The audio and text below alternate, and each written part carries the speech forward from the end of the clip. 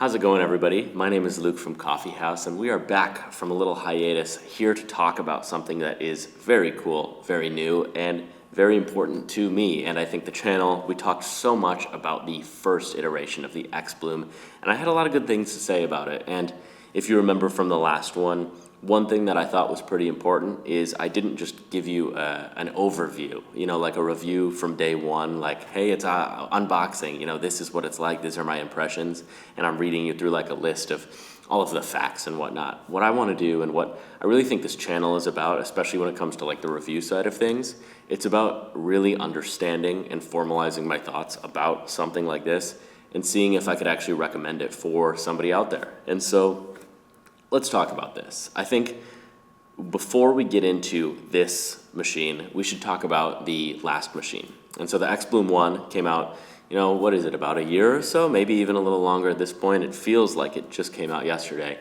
For them to come out with a second one and answer the things that we're about to talk about, I think is really impressive. So anyways, xBloom 1.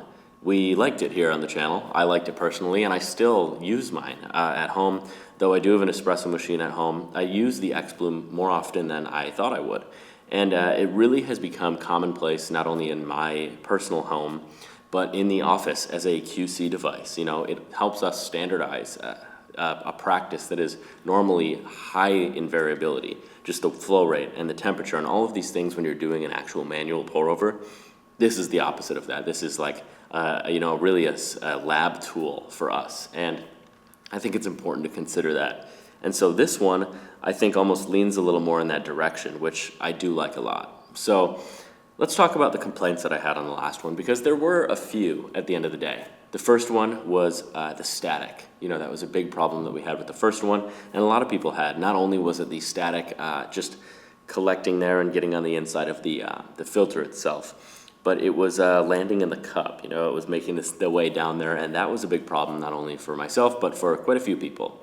Secondly, another big problem was the water tank size. You really got about 3 cups there, and so this is the new one right here.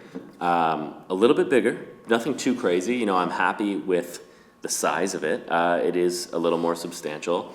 2 things that I think are really important, though, is one, there's no removable lid anymore. It is hinged like this, and there are some little grind markings on there. So if this is your first time seeing the xBloom or anything, we're going to talk about this a little bit more, but it's nice that it's hinged. So it's cool because, like, if you think about a manhole cover, circular, obviously it's not going to fit inside of itself, the hole, but obviously with the rectangle, you can drop it in there, and everybody was dropping it in there. And especially for me, like, I had third wave water at the time. I would use it, I would pour it in, and I'd fill it up, and I'd drop it in, and I'd have to dump all the water out to fish the thing out, and it was like a whole process. And so a little bit bigger, but one thing that is extremely, extremely important, and this is something that I specifically stressed not only in my last review, but to the makers of the xBloom, is I said, you need a water line. You need an attachment so I can go to a hotel, or so I can go to a little tiny coffee shop or something. And this can be there, it can exist. And I like that a lot. They didn't do a line pressure line, which I thought was pretty interesting. What they did do is they went ahead and stuck a pump inside of it as well. So it will pull from even like a little Cambro bucket, which I thought was pretty interesting, especially for like events. You don't want to keep filling that water tank. I think this is a really great touch. One little anecdote is, this is for the Detroit people, I suppose, because I talked about how I used to use third wave water. If you look, it's behind the xBloom. Here, let me see. Right there. That is a little RO water tap here in Detroit. So our roastery is in Detroit. If you are a local, a native of Metro Detroit, this is completely free for everybody. We have a super ridiculous formulating system back behind this wall here, and I'll make a separate video about that. So everybody can learn a little bit more about that. But essentially, it's a lower TDS solution for espresso machines and for brewing coffee. So if you are in the area and you want free coffee water that's perfectly RO'd and then blended, it's here for you. We have people, just like a crowd of people who come in and fill their 5-gallon buckets. That can be you. Anyways, let's continue talking about the xBloom. So we talked about the water line, the static, we'll get to in a little bit. I want to talk about it during the brewing process. And then There's a couple things that I think a lot of people didn't end up asking for, but we did end up getting, and I want to take a moment to talk about all of those things. Firstly, the main difference is the aesthetic of everything here. This is a little bit different than the last one. Obviously, we have 3 knobs here, where the original was just a smooth surface there.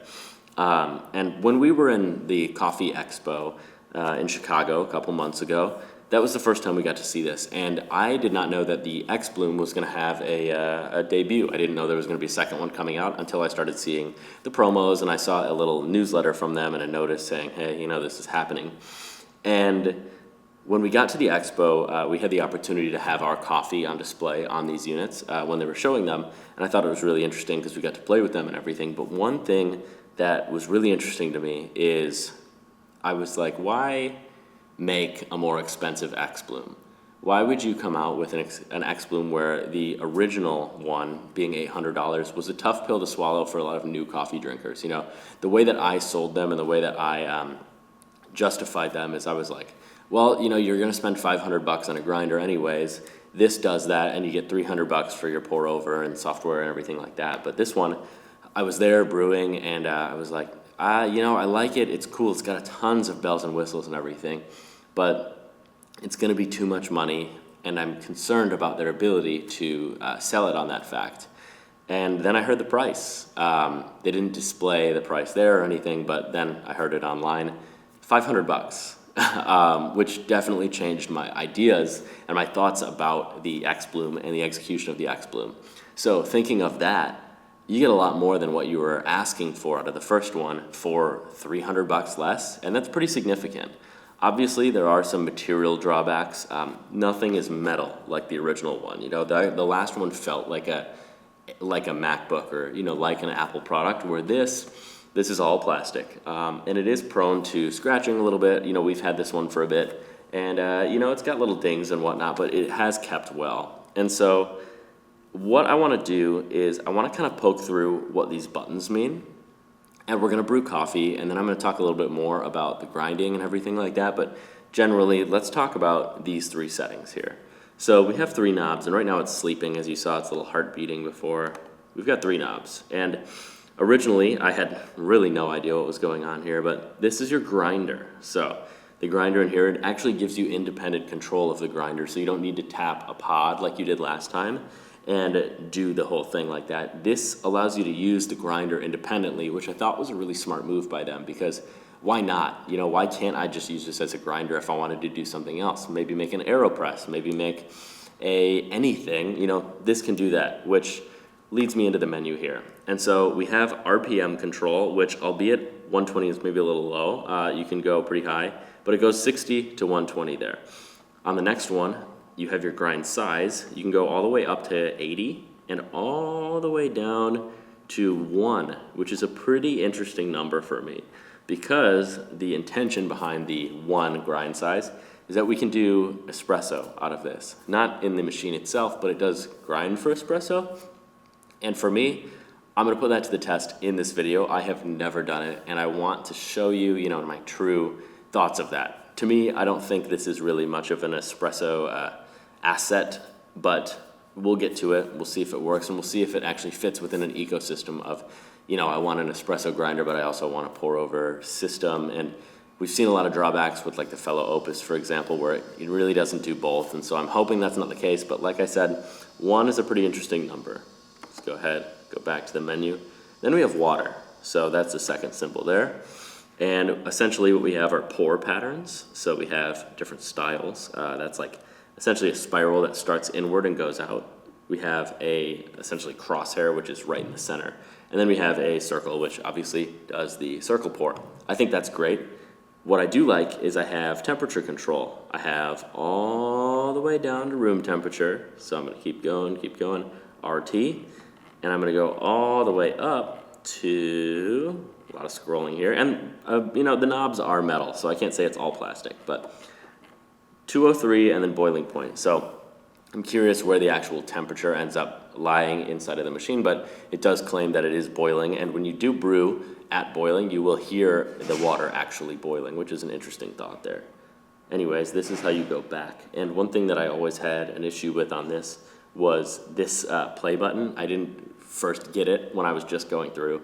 And so if you press that play button, it's gonna start pouring water, and it's also gonna start grinding if you are on the grinder menu. So just keep that in mind. Anyways, so we're back, and the last one, which I think is the most interesting, is a scale.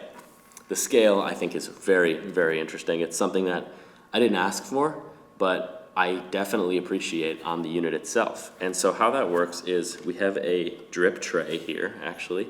And the drip tray, I think, is the worst part of the grinder, or of the machine from a material standpoint. It really is just kind of, you know, plastic injection mold, but this is your weigh plate here. So this is on here. And oftentimes I'm using this, and I go and grab my scale, and I'm halfway into weighing, and then I go, oh, duh, this has the scale on it. So you can take anything there, specifically your coffee, and weigh it out. You can tear it and go back just like that, which I think is awesome. If you really want that all-in-one system, this is it. So let's go back there. And so that's our main menu here, and I thought that was a very, very interesting component.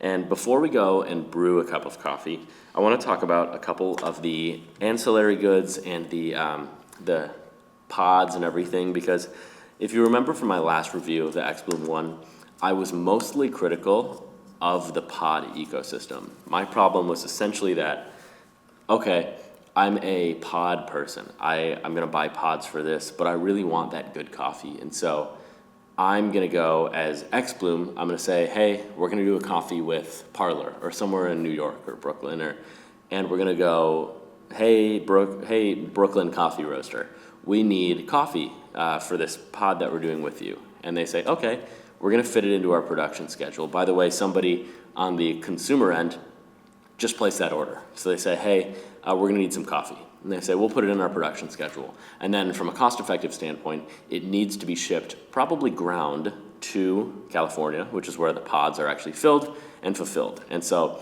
that is, you know, minimum 4 days of transit between them on top of a roasting schedule. So let's say in the best case scenario, you get your coffee into the xBloom factory 5 days later than when it was roasted. And then xBloom will actually fit it into their own production schedule. So let's say 48 hours, best case scenario, right? And that then will be shipped expedited, or depending on what shipping you prefer on the xBloom consumer side, you're already 7 days off roast. And personally, I think it's a little long. And it's not something that I can really blame them for, because they do have workarounds for it. They went ahead and went to the filling side of things, and they said, roasters, here's a smaller filling machine. You can do it right there, and you can fulfill the orders yourself. But I really am talking about, maybe they've worked on some type of like drop shipping thing with roasters as we get a little more into the pod ecosystem. But for me, as you may remember, all of this was moot. I didn't use this with the pods, and I didn't recommend using it with the pods. I use this as a variable control mechanism, as I like my coffee brewers.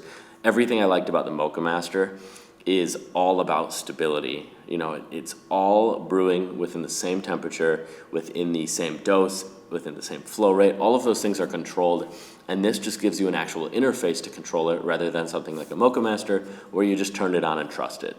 And so they did lean a little bit more into that, and I think that is the best thing that this has going for it. You obviously have these, so you can program that. And I'm not going to talk too much about the app in this video. I think if you're looking to get more of an overview about all of the things about this, there are other great YouTubers out there who have featured the app. And I think the app is great steps forward in quality than the original app. You can do a lot more, and it just gives you a lot more, especially with the scale interface there. There's like flow rate and just all of these great things. Anyways, this leads me into this little guy here, which is, here, I'll cover my face and it'll focus. This is their new dripper style, and so I think it's really interesting. A couple things I want to talk about. This, by the way, full transparency, this is one that I took from the SCA, so it is a bit of a prototype, and I can't fault it for manufacturing things, because I don't know and don't have an official unit yet, you could say. And so one thing I was going to say is, if you look at this right here, the magnet that actually attaches to here, you can see that there's a little bit of play if you see that. Yep, just like that. And so that play is due to this having, I think, a larger tolerance than it should have. And so really it should sit kind of flush in there so it doesn't do that. But what I have the problem with is that this will hang down a little bit and all of the coffee will flow through one side, which from a flow rate perspective, I think it's choking a little bit. And, I don't love that. But other things that I do love are these little ridges here. Let me show you. I've got a coffee filter here. So these are the Kalita 185s as usual. They do have their own filters now. I don't know if they're out yet, but they have made their own filters. And so a big problem with these, if you remember on the last one too, is that these would always fold over. So like they would catch some water and do that. But now I can rinse in here. I can use the actual water just to do a little rinse cycle, which I think is awesome. So anyways, let's take this and we'll push it in there. And something that is absolutely just so smart for them is they've installed these little ridges on the inside. I don't know if you can see it in there. Just that little ridge. And so what that prevents it doing, look at that. I mean, come on. That's just a smart, little easy thing that should have been made a long time ago.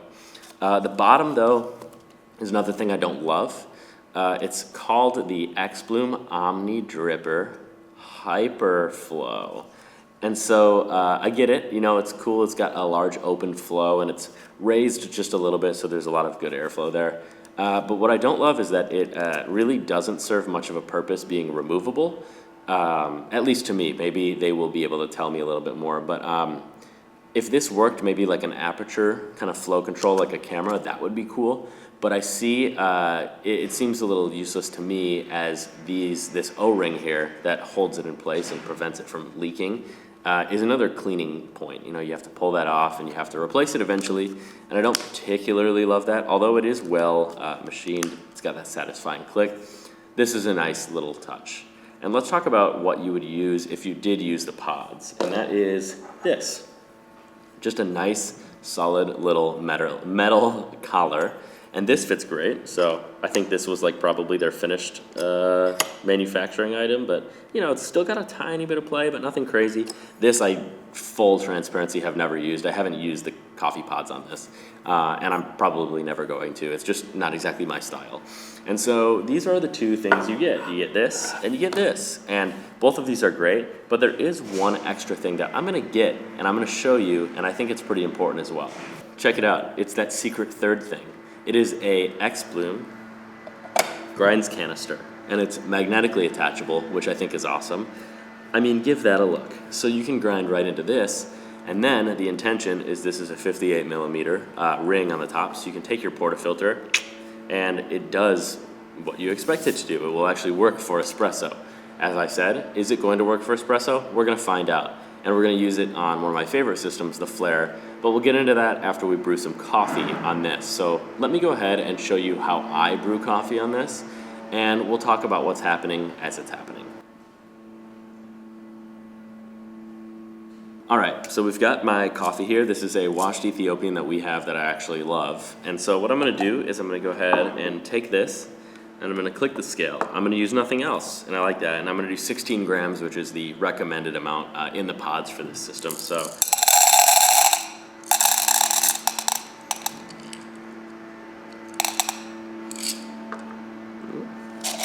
And the scale is good. I mean, I don't have any complaints about that. We're at 16. One, I guess, complaint you could call it, is that it's kind of difficult to reach in here and reach around, especially if you have this on.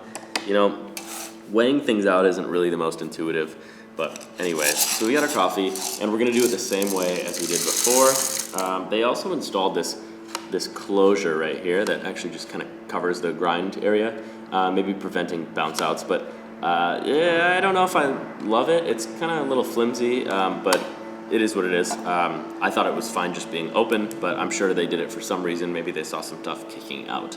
Anyways, so we have our filter in here. I'm gonna take my cup, and what I'm gonna do is I'm gonna do a quick little rinse. So I'm gonna go in here, I'm gonna click boiling point, and I'm gonna click the circle right there. And you'll see this is your time and your dose. And so this is not your dose from a scale perspective, this is your dose of this coming out. So it's similar to like a flow meter. And so I'm gonna let that happen. I'm just gonna get it rinsed, and you can just press that to stop, and then go back. And so now we have a rinsed filter. And you can see, you'll see it during the brewing process, it will start to kind of just come out that one side that I said. But anyways, so let's talk about something that was really smart that I really, really am happy about them doing. And that is these. This, I think, here, I'll do one of those. Look at that. These are basically xBloom trading cards. Some of these are like contact forms that we got from the expo, but this is one that, this is what it looks like here. So there we go. Ooh. Anyways, so this was a big problem that I had with the original one. Not a big problem, but you know, this was a concern of mine, and I said, it's gonna be expensive to put these little NFC tags on every single pod. Why don't you just put it on a little card like this and then just call it? You know, someone can keep them all like little collector cards and they can go through them. I think it's gonna be more intuitive. And hey, look at that. We got them. I don't know if they're on all the pods right now, but I think from a cost perspective, this is probably a little prohibitive when you're like literally splitting pennies with a roaster for 16 grams of coffee. It just gets expensive, and so avoiding this I think is a nice touch. It probably saves, you know, a nickel or a dime, and those add up quickly when you're selling them by the 18, by the 24. Anyways, so we're gonna use the one that I picked up here. This is the Extract More 1:17 ratio. And you're gonna tap it the same way that you did before. And this is where you could change things on the fly if you wanted to. You can change your grind size and you can change your ratio. So this is a 1:15 right here, but probably a little different because this one says 1:17, this says 15. Anyways, let's go with a brew. And so you can see it. This is adjusting right there.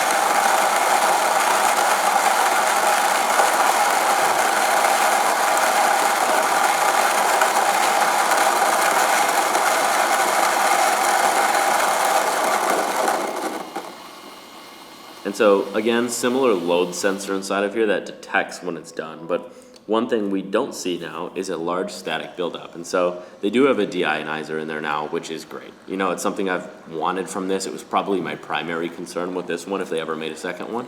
And they nailed it.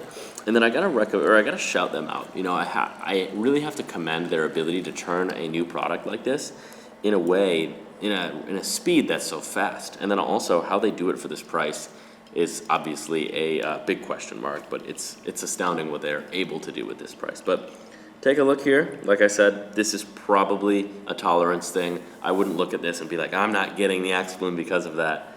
But it is something to think about. That's how the coffee is flowing. So we did a 45 gram or a 45 milliliter little bloom right there. So that's what's happening. And then it's gonna just continue the brew.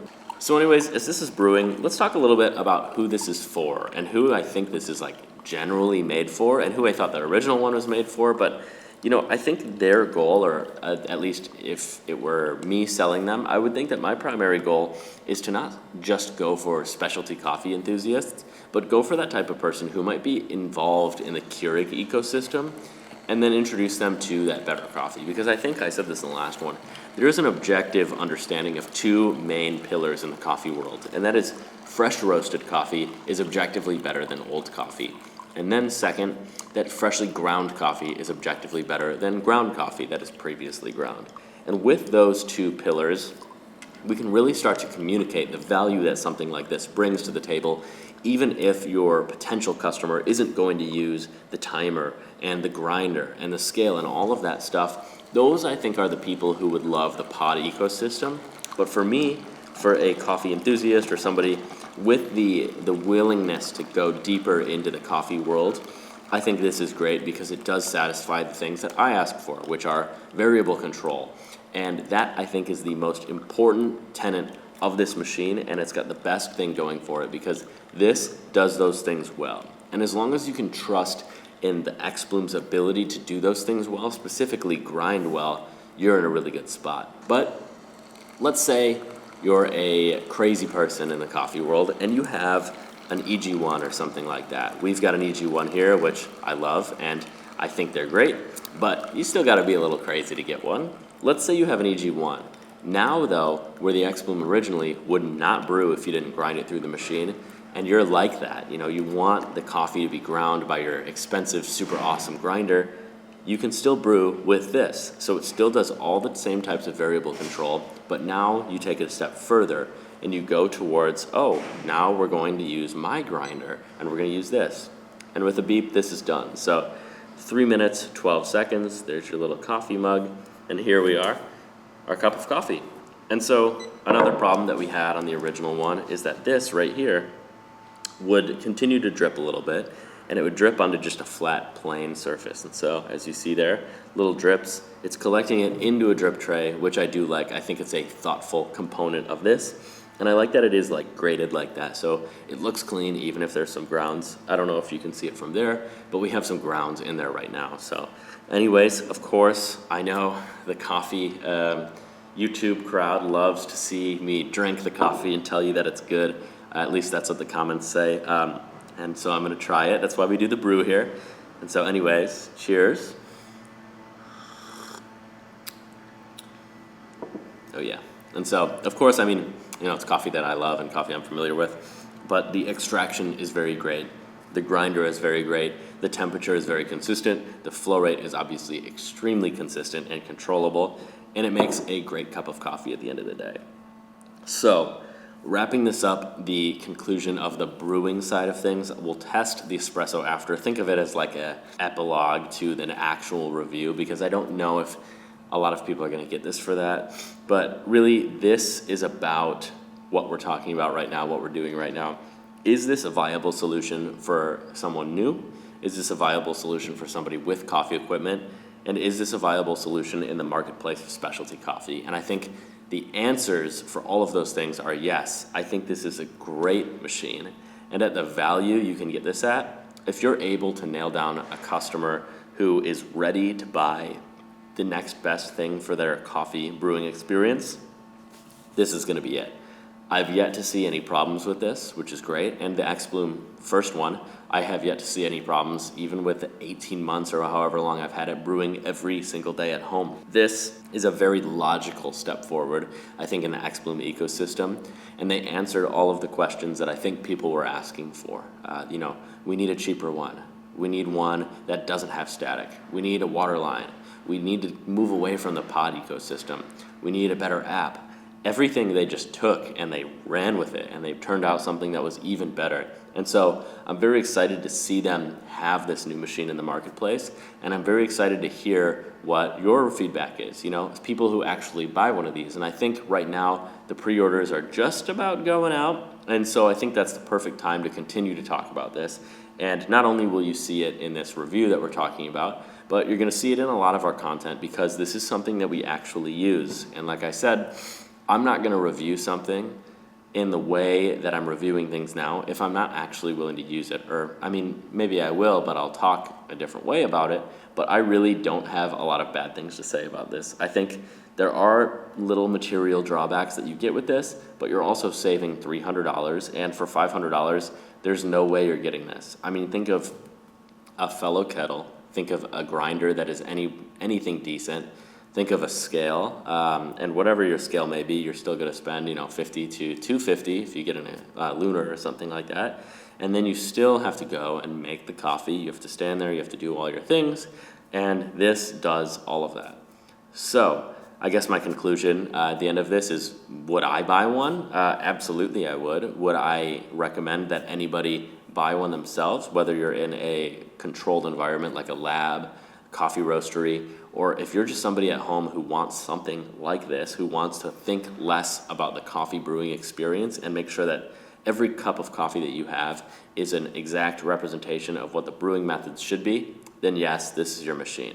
I think that's an extremely important consideration to think of, is if you're a coffee enthusiast or nerding out in any way, or in a lab or roastery, it is extremely important to have those variables consistent. And I will say it now, and I say it in every video that I review any type of equipment. Consistency is the absolute key when it comes to coffee brewing equipment, at least for me. This is about controlling variables and understanding the differences between different coffees, the varietals of coffees, the origins of coffees, and the ways that we make coffee all make the most significant of changes in the cup. More than anything, more than the roasting and more than the growing, this swings wildly in two different ways depending on how you're able to brew a cup.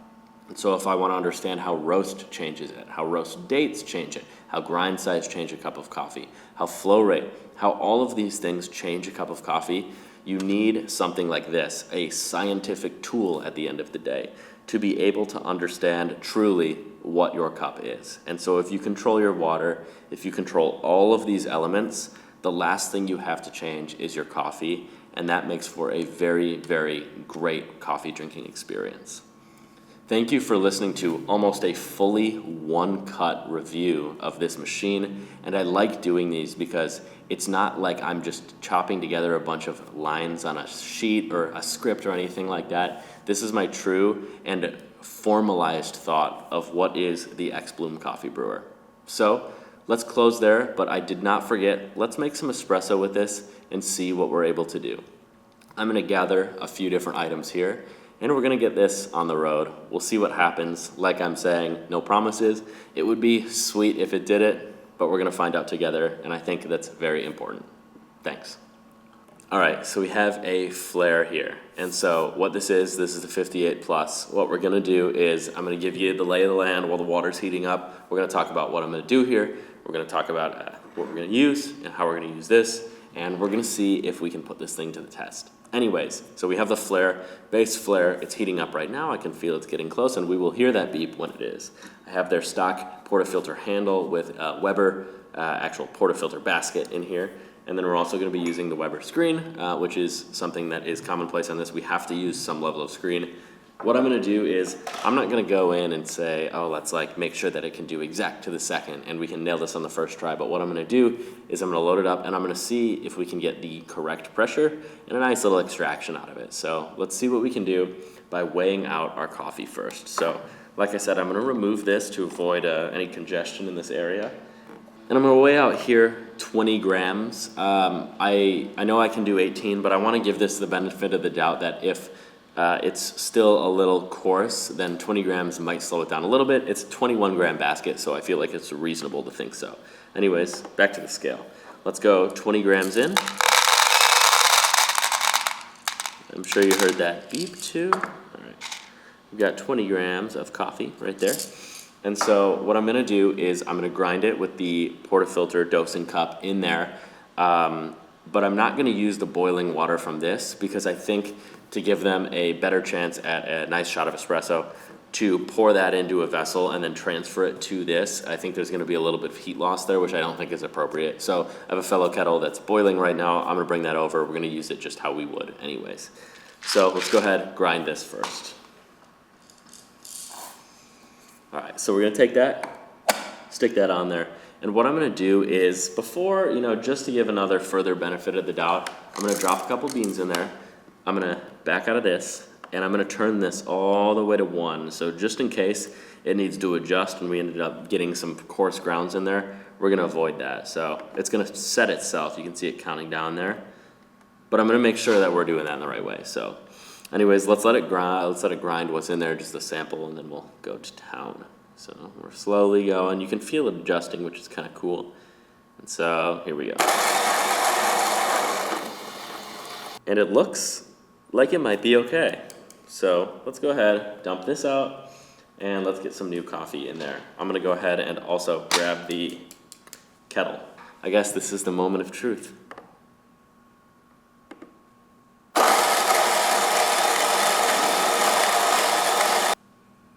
All right, so we've got espresso grounds in here. Take this, and this is magnetic too, which I do like. That's a nice little touch. All right, so we got our coffee in there. I'm gonna put this back, and I'm gonna go ahead and tamp this, get it all nice and even. Let's go ahead and get this tamped, standing up. This is like the tactical tamping stance. All right, we're good there. We're gonna drop the screen in there as we do, and then we're gonna lock this in. Remember, we do this before on the flare because it will go everywhere if we don't do it like that. So let's go ahead, drop our cup under there, and pour our water. Remember, this is heated, so it's gonna heat it to boiling where we need it to go. You can hear that. All right, I guess this is the moment of truth. Let's see the actual pressure that we get out of this. So as we remember, the flare goes up, and look at that. It works. It actually works. And it looks like it works pretty well. Like I said, I am not here to make espresso with this setup anymore at my house. You know, I used the Flare for about 2 years and I loved it, but this actually works very well. And that, I think, is a huge plus for this because I've seen so many different, and I'm just gonna run this out. I mean, I'll show you, let me show you a little, what's this? Let's take a look so I don't spill it. Oh, I spilled it. Anyways, it works well. And let's give it a little taste. I don't see why not. Not bad. Anyways, so does it actually make espresso? It does, and it does it actually very well. So not only do you have a grinder that can change from, you know, coarse to fine, but this, unlike the Opus, for example, makes some pretty great espresso. I mean, like, this was pulling at 7 to 9 bars perfectly. And like, what else can you say about a coffee machine like this for $500 that does this? Like I said, this is kind of like the after video of the video. This is really just like me kind of messing around, spilling coffee all over the floor like an animal. Anyways, but it works. And so forget the espresso grinder, forget the RDT, forget the water tank that you have to carry around. It does it all out of a machine that is $499.99. How can you beat that? And yet, I haven't seen anybody do it. So you look at this, you look at Fellow coming out with the Aiden for, I think, $350. For $150 more, you know, scale, a grinder, a way to manually do water. I mean, like, this truly is one of the best, I would say, variable control gadgets in the coffee world that we have seen maybe ever. I don't know. It's really something special. And so I'm going to leave you with my thoughts. I'm going to let you sit on it. I would really recommend that you get your hands on one, at least try it for a little bit, because I love using this, and I love using it, like I said, in a lab setting. So my head, variable control. I think that's the moral of this story. Thanks so much for tuning in. I've got some espresso to clean up off the floor. I hope you enjoyed this kind of long rant style video, or I guess endorsement style video, just a long formalized thought of what I think about this over the time that I've had it, which is probably 2 or 3 months at this point. I think that's enough time for me to really understand it. Anyways, I'm Luke from Coffee House. Thank you so much for tuning in. I hope you stick around for the next video, and we'll see you next time. Bye.